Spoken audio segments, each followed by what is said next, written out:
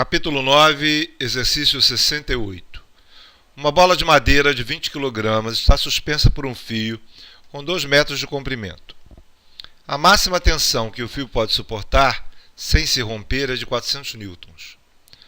Um projétil de 1 kg, deslocando-se horizontalmente, colide com a bola e fica incrustado na madeira.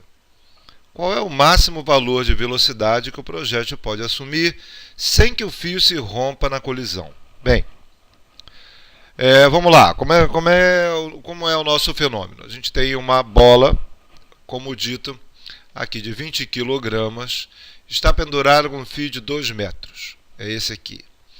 Aí vem um projétil de 1 kg, mais ou menos, que é esse pequeno, que se move na direção da bola de madeira e gruda na bola de madeira. Então ele vem desse jeito e bate. Quando ela bate na bola de madeira, a madeira faz um pêndulo com a corda e se move desta forma.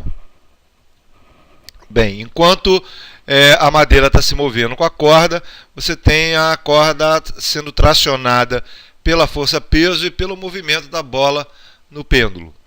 Bom, para entender como é que a tração se comporta durante todo o processo, o que a gente faz é isolar o corpo. Quais são as forças que agem sobre a madeira? É a força-peso da bola de 20 kg mais o projétil de 1 kg incrustado dentro dela, certo? E a tração. São as duas únicas forças que estão agindo sobre a bola. O que a gente faz então de cara se num determinado instante está fazendo um ângulo θ com relação à linha da corda, né, a força-peso, o ângulo θ com relação à linha da corda, a gente pode colocar a força-peso em termos de suas componentes paralelas à tração e perpendicular à tração. Então a força-peso paralela à tração vai ser P cosseno do ângulo e a componente perpendicular à tração P seno ângulo. Bem, de acordo com o movimento a velocidade do movimento é perpendicular à tração o tempo todo. Então, P seno θ está exatamente na mesma direção que a velocidade do movimento do corpo em todo o processo. P cosseno θ e T são perpendiculares à velocidade. Então, o que nós temos? Nós temos o P seno θ no sentido contrário à velocidade, diminuindo o seu módulo, certo? E a tração e o P cosseno θ mudando a direção da velocidade e fazendo com que esse movimento seja circular. Quer dizer, você tem um movimento circular onde a tração e a força-peso fazem a força centrípeta, certo? E P seno θ faz a força tangencial, diminuindo o valor da velocidade. Bem, como a tração e P cosseno θ fazem a força centrípeta, tração menos cosseno θ, a força centrípeta vai estar no sentido da tração, certo? É igual a força centrípeta, que é a massa, vezes a aceleração centrípeta, que é a velocidade ao quadrado sobre R.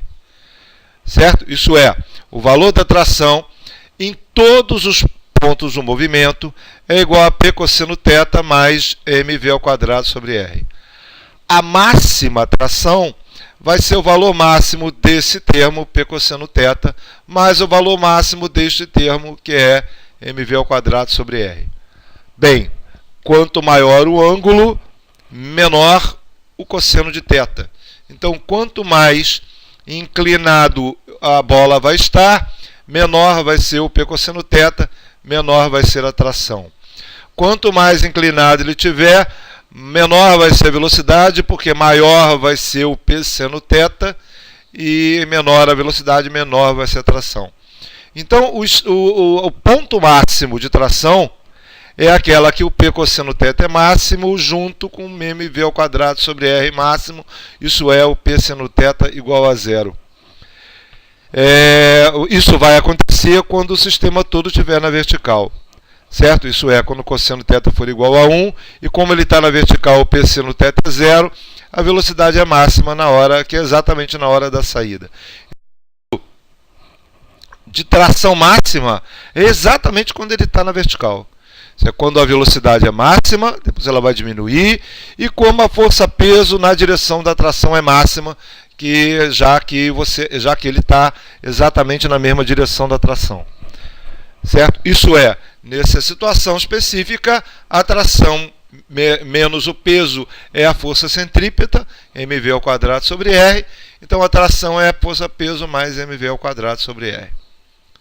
Bem, só que na colisão, quando o corpo colide, a quantidade de movimento antes da colisão é igual à quantidade de movimento depois da colisão, já que você não tem nenhuma força atuando sobre o corpo que mude essa situação específica na hora da colisão. Então, a quantidade de movimento antes da colisão é igual à quantidade de movimento. Enquanto você não tem o movimento, a tração é igual ao peso. Certo? Enquanto você não tem a velocidade, se a velocidade é zero, a tração é igual a peso. Então, antes da colisão, a tração é igual ao peso. Você não tem força externa nenhuma atuando sobre o corpo. O corpo vai bater, pelo menos na direção do movimento. O corpo vai bater na direção do movimento na bola e ela vai começar o seu movimento com velocidade v depois da colisão. Isso é, a quantidade de movimento antes é igual à quantidade de movimento depois. A quantidade de movimento depois é a massa total do corpo, né, que é a massa do corpo 1 mais o da bola, e a velocidade de saída. A quantidade de movimento antes é simplesmente a quantidade de movimento do corpo de 1 kg que estava vindo. Então, resumindo, o corpo de 1 kg que está vindo com uma determinada quantidade de movimento colide, gruda, fazendo com que a quantidade de movimento total continue a mesma no ato da colisão. Bem, então a quantidade de movimento antes, que é a massa vezes a velocidade do corpo 1, é igual à quantidade de movimento depois, que é a massa vezes a massa total vezes a velocidade de saída da bola de madeira. Bom, com isso a gente simplesmente, através dessa expressão, o que a gente faz é calcular a velocidade de saída. Então a velocidade de saída vai ser passando o R para o outro lado, multiplicando. O peso é a massa total vezes a gravidade e a massa total dividindo. E já que é v ao quadrado, você tira a raiz. Então esse é o valor da velocidade de saída. E como é que a gente calcula esse valor? Dizendo o seguinte: qual é a velocidade do movimento do sistema inteiro para que a tração seja 400 newtons? Certo? Que é o máximo que ele pode suportar. Se eu conhecer o valor da velocidade para a tração igual a 400 newtons, eu sei que a velocidade tem que ser menor do que isso para a corda não se romper. Né? Então, o que a gente faz é calcular, levando em consideração que a tração é 400 newtons. Então, vai ser o raio, né?